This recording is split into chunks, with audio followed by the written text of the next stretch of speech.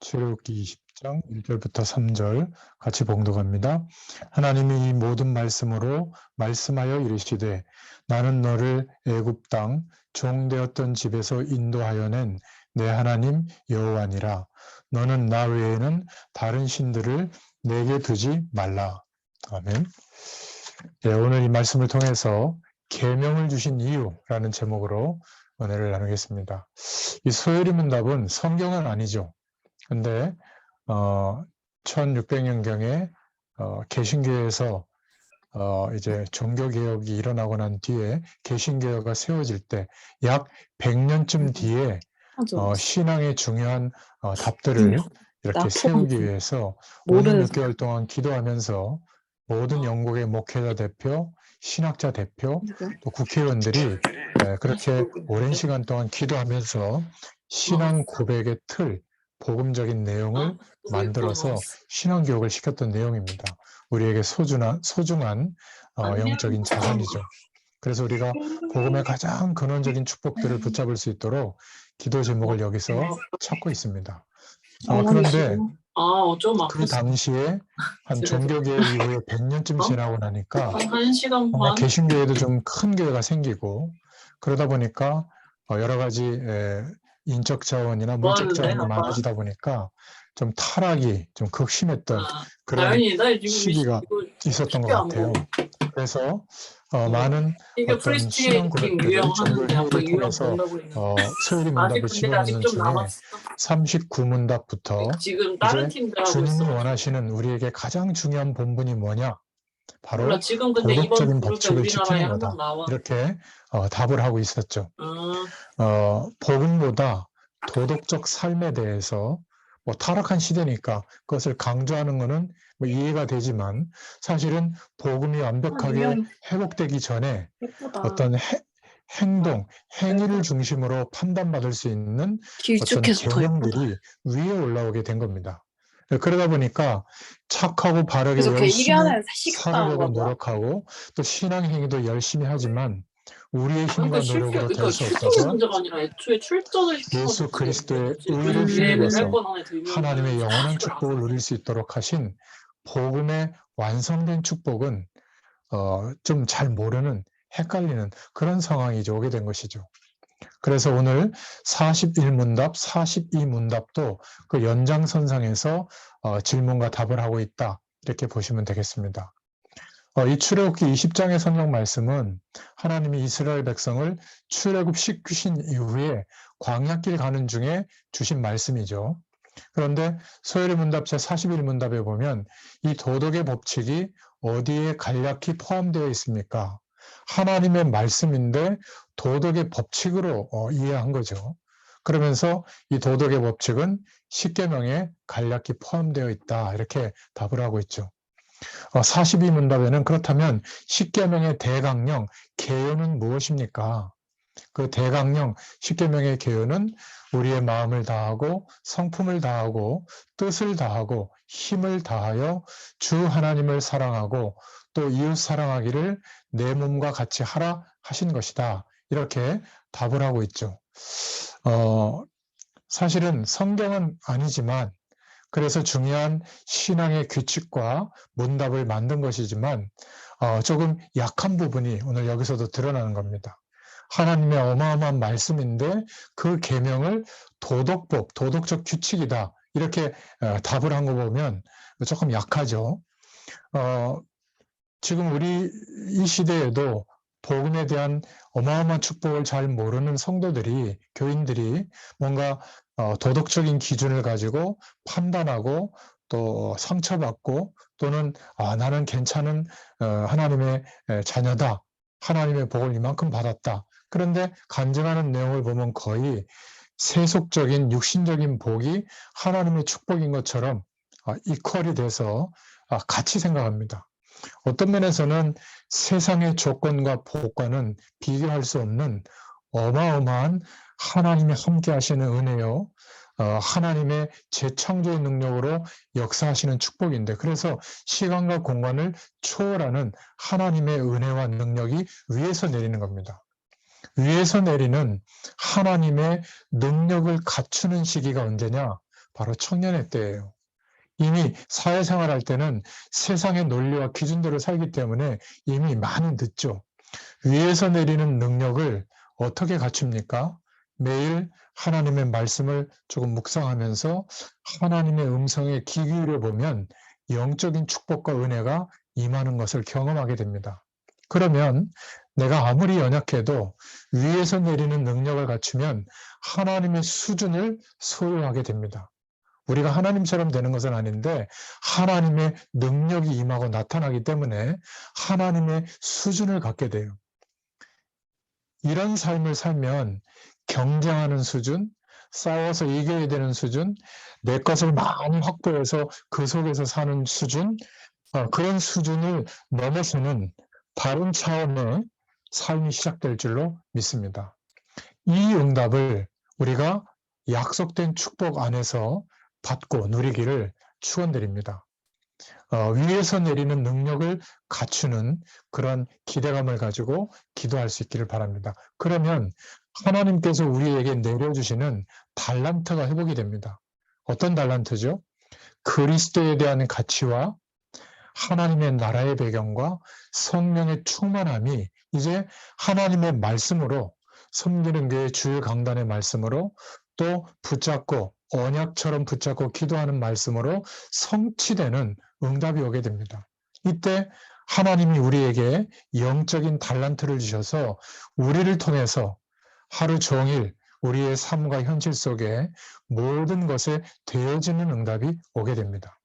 그러니까 우리가 하는 일이 먹고 사는 일 정도가 아니라, 아르바이트하고 끝나는 것이 아니라 우리의 업에도 하나님의 임재하심이 응답으로 나타나죠. 그러니까 영원한 응답이 우리의 삶 가운데 나타납니다. 다음 세대를 위한 후대를 살리는 하나님의 응답이 우리의 삶의 작품으로 만들어지게 되죠. 그러면 하나님이 위에서 우리에게 알려주시고 내려주시는 미션이 붙잡혀지게 됩니다. 바로 하나님의 것을 나의 인생에 편집할 수 있고요. 하나님의 계획을 나에게 설계할 수 있고, 이제 현장과 이 시대와 세계를 보면서 디자인할 수 있는 눈이 열리게 됩니다. 이때부터 우리의 현실은 그냥 아이 좋다, 편안하다, 행복하다 이 정도가 아니라 하나님께서 깨닫게 하신 미션을 두고 도전하는 인생이 됩니다. 막연한 도전이 아니라 하나님 앞에 부름받을 그 시간, 우리 인생의 끝을 보면서 오늘을 사는 인생이 될 줄로 믿습니다. 그렇다면 이 영국의 소요리 문답을 제정했던 사람들처럼 도덕적인 삶을 회복하는 것이 주님이 원하시는 최고의 본분이다. 십계명도 도덕적인 법칙이다. 그렇게 보면 안 되겠죠. 물론 하나님이 간섭하시는 신앙의 선배들의 이야기이기 때문에 존중하는 마음에서 우리가 봐야 되지만, 십계명의 개요, 대강령에는 반드시 놓치지 말아야 될 것이 있습니다. 도덕이라기보다는 영적인 원리가 들어있죠. 반드시 하지 마라, 반드시 하라 라고 하는 1계명부터 4계명까지 영적 원리가 들어있습니다. 그리고 5계명에서 10계명까지는 그 시대의 타락, 특히 출애굽기 20장에 말씀이 주어질 때도 출애굽하고 난 뒤에 어느 정도 시간이 지나니까 가나안을 향해 가는데 광야의 삶이잖아요. 하나님이 먹이고 입히지만은 너무 답답하니까 애굽을 기대하고 또 금신상을 만들어서 막 우상을 숭배하고 타락의 정도가 심한 그런 상황이 됐기 때문에 하나님께서 모세에게 십계명을 내려서 광야길 가는 동안에 하나님을 잘 섬길 수 있도록 도덕적 원리도 말씀해 주신 겁니다. 그래서 10가지 내용으로 잘 붙잡고 기도하면서 인도받을 수 있도록 요약해서 계명으로 주신 것이죠. 오늘 이 십계명의 내용을 통해서 우리에게도 개인적으로 어떻게 하나님의 응답을 받을 것인가, 이러한 답이 붙잡아질 수 있도록 하나님께서 우리에게 은혜를 주시는 줄로 믿습니다. 자, 그럼 첫 번째로 어떤 영적인 원리가 들어있는가? 처음에 보면 다른 신을 내게 두지 말지니라 이렇게 명령하고 있습니다. 나는 너를 애굽 땅 종되었던 집에서 인도하여 낸 너의 하나님 여호와다. 애굽의 배경은 애굽에 종살이하던 배경은 다른 것 때문이 아니라 오실 메시아의 약속, 번제의 축복, 하나님 앞에 피 뿌리면서 드리는 그 예배의 축복을 놓치게 된 거죠. 그래서 고센 땅에 아브라함 이후에 이제 요셉 때문에 정착해서 어마어마한 복을 누리고 살았는데, 결국 오실 메시아의 약속, 그 언약을 놓치다 보니까 완전 애굽에 갇혀서 종살이하고 있었죠. 여기에서 해결되도록 어떻게 하셨죠? 6월절에 어린 양의 피를 찍어서 문설주에 바르니까 10가지 재앙이 무너지는 중에 마지막 재앙, 장자 우상을 하나님께서 죽음의 사자를 보내서 완전히 쓸어버릴 때 그 피 바른 집들은 다 패스오버, 6월절 넘어갔다. 그래서 6월절 절기에 마지막 우상의 배경이 무너지면서 출애굽하게 되죠. 그런데도 불구하고 이스라엘 백성들은 또 우상을 만들고 또 거기에 절을 하면서 다른 신을 두게 되는 겁니다. 여러분, 다른 신은 사단을 지칭하는 거죠. 그 절개 노릇하는 귀신의 세력을 지칭하는 겁니다. 다른 신들을 내게 두지 말지니라. 목사님, 저는 신을 내 마음에 두지 않았는데요. 그렇게 생각할 수 있을지 모릅니다. 그런데 우리 안에 하나님보다, 하나님이 약속하신 그리스도로 말미암아 회복시켜 주신 축복보다 더 마음을 담고 우리의 인생을 걸고 있는 그런 기준들이 마치 신을 섬기는 것처럼 우리의 모든 마음을 온통 뺏고 있는 그런 내용들이 있거든요. 여러분들은 그렇지 않겠습니다만은 명품은 좋은 거잖아요. 그런데 명품백 세일을 하는데 1박 2일 동안 줄 서서 사고, 얼굴과 몸을 뜯어 고치느라고 10년, 20년을 쏟아붓고 그런 일을 하지 않겠죠. 세상에 필요한 것들을 상식적으로 필요한 선에서 우리는 해나가면 됩니다. 그런데 그것을 신처럼 내 안에 신의 영역으로 자리 잡은 것처럼 외모 우상, 돈 우상, 성공 우상, 건강 우상, 행복 우상, 자녀가 잘 되는 우상, 그런 것들을 우상 삼고 내 안에서 한두 개가 아니라 여러 신들이 막 싸우고 있는 신들의 전쟁이라는 그런 제목의 책도 있습니다.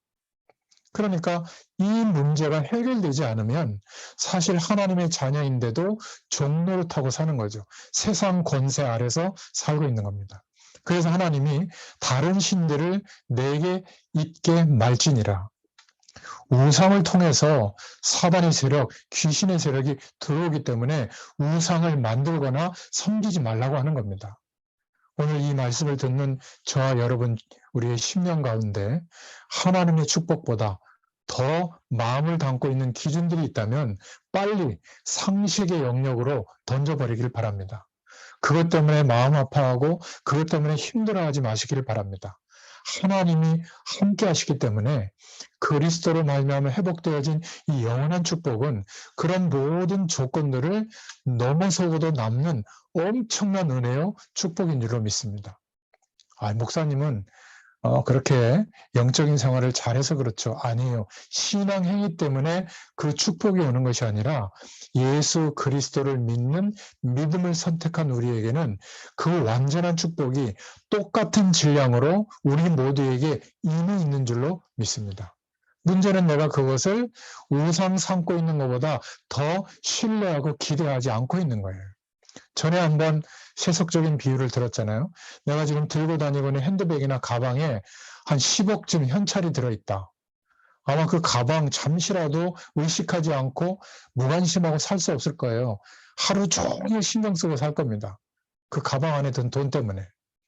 그런데 왜 성령 하나님이 우리와 함께 하시는 존재인데도 불구하고 나에 대한 정체성, 함께 하시는 성령 하나님을 바라보고 신경 쓰고 의식하고 살지는 않는가? 바로 우리 안에 많은 우상의 영역들이 아직도 있다는 반증입니다. 다른 신들을 내게 있게 말지니라. 여기에서 왜 선교하고 전도해야 하는지 답이 나오게 되는 거죠.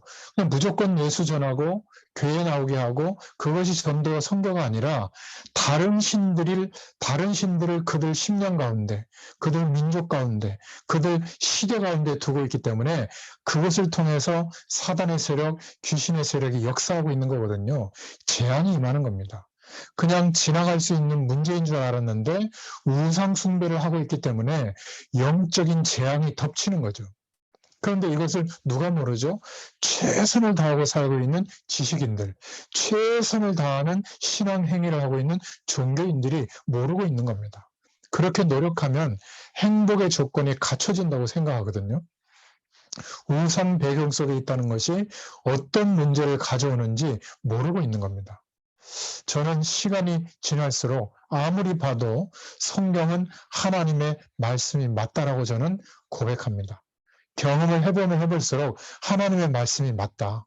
그런데 하나님을 모르는 불신자들은 전부 여기에 다른 신에, 다른 우상에 잡혀 있는 겁니다. 왜 예수님이 우리에게 귀신을 내어쫓는 권세를 주셨는지 저는 알겠더라고요. 저도 옛날에는 그런 얘기하면 귀신 같은 얘기 하지 마라 이렇게 여기고 지나갔지만 현장에 하나님을 모르는 불신자들을 보면 100% 하나님 없는 세상 배경에 인생을 쏟아붓고 있습니다. 그런데 그 배경 속에서 거짓으로 왕노릇하는 사단의 권세 아래 놓여 있다는 것은 전혀 모르고 있죠. 각 나라들이 이 배경 속에 있지 않다면 굳이 우리가 선교할 이유가 없겠죠. 문제는 지식인들과 종교인들이 모른다는 사실입니다. 더 심각한 것은 교회가 모른다면 어떻게 될까요?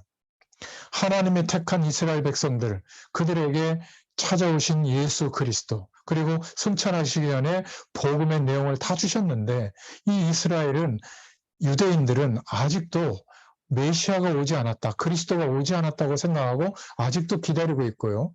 자신들의 행위와 노력으로 쉐마, 토라, 탈무드로 최선을 다했을 때 이 세상을 장악할 만한 육신적인 결과가 왔기 때문에 그것이 전부인 것처럼 율법주의로 살아가고 있는 겁니다. 그러니까 예수님이 가장 경멸하고 저주했던 계층이 바리새인 계층이었죠.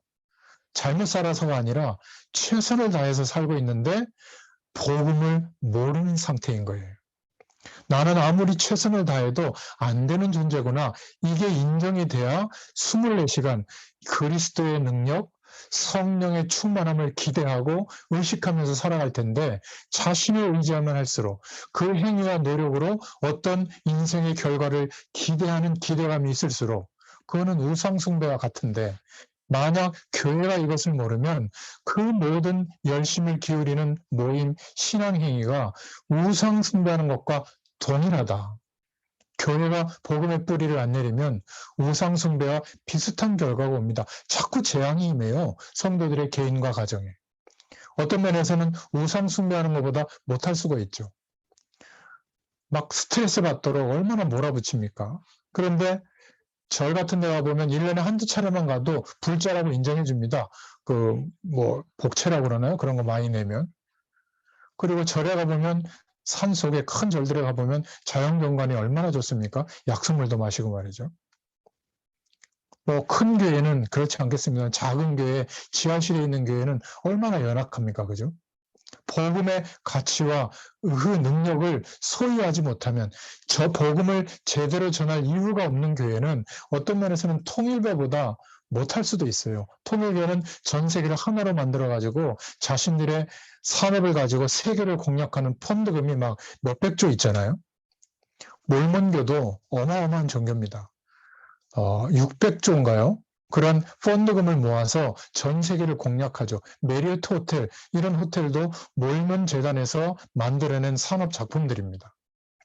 그러니까 우리는 개교회로 다 흩어져서 각자 플레이를 하고 있으니까 전 교회가 연합되어진 일이 정말 시대에 한 번만이라도 일어난다면 그 시대의 문제를 해결할 텐데 참 요원하죠. 우리는 복음 전하는 교회, 복음의 가치와 능력을 회복한 교회에 있다면 감사할 수 있기를 축원드립니다. 이런 이야기는 좀 IQ가 낮은 사람은 잘 못 알아듣습니다.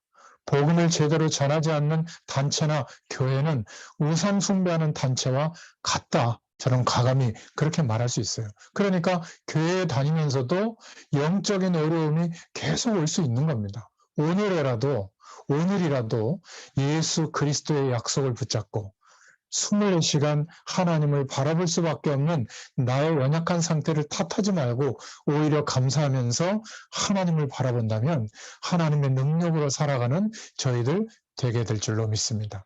위에서 내리는 능력, 위에서 내리는 달란트, 위에서 내리는 우리에게 주신 미션, 이 축복이 우리에게 실제가 될 줄로 믿습니다. 성경을 보니까 이 영적 세력들이 그냥 어떤 설법으로 자신들의 교리로 이 영적 세력을 추종하도록 하는 게 아니라 굉장한 능력으로 영적 현상을 나타내면서 속이고 있는 게 문제인 겁니다. 그런데 오늘날 교회의 문제는 뭐죠? 하나님께서 십계명에 말씀하실 겁니다. 여호와 이름을 망령되이 일컫지 말라. 망령된다는 말이 무슨 말이죠? 여호와 이름을 헛되이 부르지 말라, 그 말이에요. 하나님 살아계십니다. 하나님이 전부입니다. 이래놓고 결국은 의지하는 것은 뭐죠? 돈, 사람, 배경, 조건, 그런 것이라면 여호와 이름을 망령되이 일컫는 겁니다. 그렇게 하지 말라라고 명령하고 있죠. 또 뭐라고 말하고 있습니까? 안식일을 거룩하게 지켜라.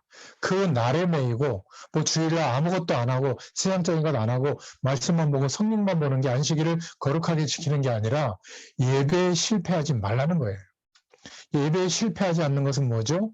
예배의 주인공 되신 예수 그리스도를 의지하여 그리스도로 말미암아 우리에게 회복되어진 영적 사실들을 체험하고 누리는 시간, 무엇으로요? 예배로, 말씀으로, 기도로, 또 우리가 속한 부르심을 입은 교회의 선교 사업이 매주간 광고로 나오잖아요. 그 광고도 중요한 응답들이에요. 놓치면 안 됩니다. 기도로 참여할 건지, 몸으로 참여할 건지, 또는 물질을 드리면서 참여할 건지를 결정하는 결단을 해야죠. 그런 은혜가 있기를 바랍니다. 그래서 우리는 예배만 가지고도, 주일 강단의 말씀만 가지고도 모든 문제에 승리하고 해결이 되는 그러한 삶이 임하게 될 줄로 믿습니다. 우리의 싸움은 혈과 육에 대한 싸움이 아니요 영적인 싸움이다. 이 영적 전쟁은 예수님이 재림하셔서 모든 민족에게 복음이 증거되어졌을 때 재림하시고 심판하시고 이제는 영원한 영적 감옥에 지옥에 가둘 때까지는 활동하죠. 불신자들에게는 역사하는 힘을 가지고 역사하지만 예수 믿는 우리에게는 그런 능력으로 역사할 수가 없죠. 꺾였기 때문에 예수 이름의 권세 앞에 우리에게는 속일 뿐이에요. 세상의 배경과 권세가 전부인 것처럼 속이는 겁니다. 영적 현상을 일으켜서 속일 뿐이에요. 예수 이름으로 속지 마시길 바랍니다. 연약할수록 괜찮아요. 연약하기 때문에 스트레스 받거나 나만 이렇다고 생각하지 마세요.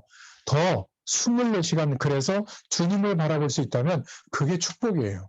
이제는 주님의 능력으로 살 수 있게 되는 겁니다.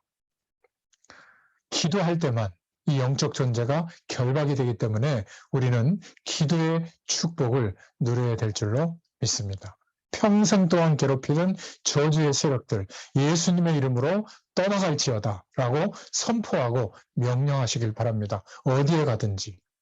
그렇다면 왜 전도해야 되는지, 왜 선교해야 되는지 이게 다 이해가 된 사람이에요. 이 사단의 세력, 귀신의 세력이 역사하지 못하도록 적극적으로 예수 그리스도의 복음을 선포하는 것, 전도와 선교죠. 그래서 우리에게 성령 하나님을 보혜사로 선물로 주시겠다고 예수님이 약속하신 겁니다. 그리스도로 말미암아 완벽한 축복이 회복되어졌기 때문에 다른 신을 두지 마라. 우상 섬기지 마라. 여호와 이름을 망령되이 일컫지 말라. 그리고 예배 회복해라. 안식을 거룩하게 지켜라. 이 언약을 붙잡으면 진짜 믿어지는 역사가 일어나면 하나님이 주시는 기도 응답의 축복을 받게 될 줄로 믿습니다. 지금도 속이고 있는 이 존재, 우리가 무엇 때문에 말씀을 받아야 하고 기도해야 되는지 답이 나오게 되죠. 사단의 전략에 빠지지 않도록 이런 답이 나오게 됩니다. 자, 그러면 큰 두 번째로 이제 5계명에서 10계명까지 하나님이 뭐라고 말씀하고 계시냐면 도덕적인 법칙, 삶에 대해서 얘기하고 있는데 부모를 공격해라, 살인하지 마라, 간음하지 말라, 도적질하지 말라, 거짓말하지 말라, 탐욕을 품지 말라. 근데 이것을 율법적으로 이해하면 이런 것들을 범하기 때문에 하나님이 재앙을 내린다. 그 말이 아니에요. 이스라엘 백성들이 지금 40년 동안 광야길을 걸어가는 중에 이런 문제들을 겪을 텐데, 이런 문제들을 범할 텐데, 그러면 하나님의 축복이 누려지지 않기 때문에 앞에 1계명에서 4계명을 지키면서 이제 삶의 축복이 회복되도록 하나님의 도우심을 구하면 공경하게 되고, 살인하지 않게 되고, 간음하지 않게 되고, 도적질하지 않게 되고, 거짓말하지 않게 되고, 이웃의 것을 탐하지 않게 된다. 그 말이에요. 근데 이게 구약 시대에만 있었던 문제가 아니라 지금도 똑같은 21세기의 문제인 줄로 믿습니다. 그래서 도덕의 규칙이 아니라 하나님의 말씀인 거예요. 이것은 세계적인 문제입니다. 또 우리 후대의 문제로 다가오는 내용이기도 하죠. 결혼도 하지 않고 혼자 나를 위해서 행복하게 최선을 다하고 건강을 유지하고 전 세계 많은 것들을 경험하고 아무리 공부를 해도 하나님이 그 내용에 복이 되도록 해주셔야 우리에게 복이 될 줄로 믿습니다. 그렇지 않으면요, 아무리 노력해도 노력한 그것 때문에 재앙이 임한다니까요. 우리 후대 문제가 다른 것 때문이 아니라 바로 십계명으로 말하고 있는 하나님을 사랑하고 이웃을 사랑할 수 있는 힘이 없기 때문에 결국 조그만한 문제들도 영적 문제와 연결이 돼서 시달리게 되는 거죠. 못 참는 거예요. 지나갈 수 있는 문제인데도 불구하고. 그래서 우리가 알려줘야 됩니다. 세상의 문화는 단절하고 산속에 들어가서 살아야 되는 게 아니라 세상 가운데 살지만 우리가 광범위하게도 이해해야 되지만 상식의 영역인 거다. 거기에 빠져서 허우적될 이유가 없다. 중독된 이유는 사단에게 붙들려서 그렇다. 예수 이름의 권세를 가지고 하나님을 24시간 바라볼 때 하나님이 도와주신 능력과 힘으로 그런 모든 세상의 배경을 능가하는 도덕적 삶을 살게 되기까지 하나님이 도와주실 줄로 믿습니다. 다 넘어지고 힘들어하지만 우리는 성령의 도우심으로 영적 문제와 싸워 이기는 증인으로 서도록 하나님이 우리를 불러주신 줄로 믿습니다. 그러면 큰 세 번째로 하나님이 왜 나에게 이 계명을 주었을까? 율법에 빠지라고 준 것이 아니라 이 계명의 조건들만 아슬아슬하게 벗어나서 살아라고 하는 것이 아니라 하나님을 사랑하고 이웃을 사랑하라는 거죠. 여기가 지금 어디죠? 십계명이 주어지는 그 현장이 광야길 가는 동안입니다. 어떤 면에서 우리도 하나님이 부르셔서 영원한 본향, 천국에 입성하기 전까지 이 땅을 사는 모든 삶의 여정이 광야길이라고 볼 수 있죠. 그런데 이 광야에서 하나님의 응답을 누리는 길이 나옵니다. 그게 뭐죠? 하나님의 말씀을 가지고 기도 제목을 분명히 해라. 거짓 신, 다른 신을 내게 두지 말고 우상을 섬기지 말고 여호와 이름을 망렬되이 일컫지 말라. 그리고 예배의 축복을 회복해라. 그리고 이런 도덕적 삶을 살 수 있도록 성령의 도우심을 구해라. 그러면 하나님을 사랑하고 이웃을 사랑할 수 있는 분명한 응답이 오게 될 것이다. 이게 십계명을 우리에게 주신 이유입니다. 지금쯤이면 여러분들도 여러분들의 인생과 평생의 시간을 두고 이렇게 기도해야지라고 하는 기도 제목이 한 단어로 한 문장으로 전돈이 돼야 됩니다. 그래야 어디에서든지 혼자 있을 때도 사람들 속에 있을 때도 일할 때에도 교회 속에서도 교회 밖에서도 기도가 되어지는 거예요. 기도 제목이 정돈이 안 되면 기도할 수가 없는 거죠. 그래서 하나님께서 광야길 가는 중에 겪게 될 많은 일들을 두고 10계명, 10가지 계명으로 말씀해 주신 겁니다. 자, 그렇다면 결론적으로 한 5가지 축복을 발견할 수 있습니다. 우리는 이것을 해야 된다, 저것을 해야 된다, 그런 단편적인 것에 머물지 말고 누구든지 하나님의 응답을 받으려면 근원적인 축복을 발견해야 됩니다.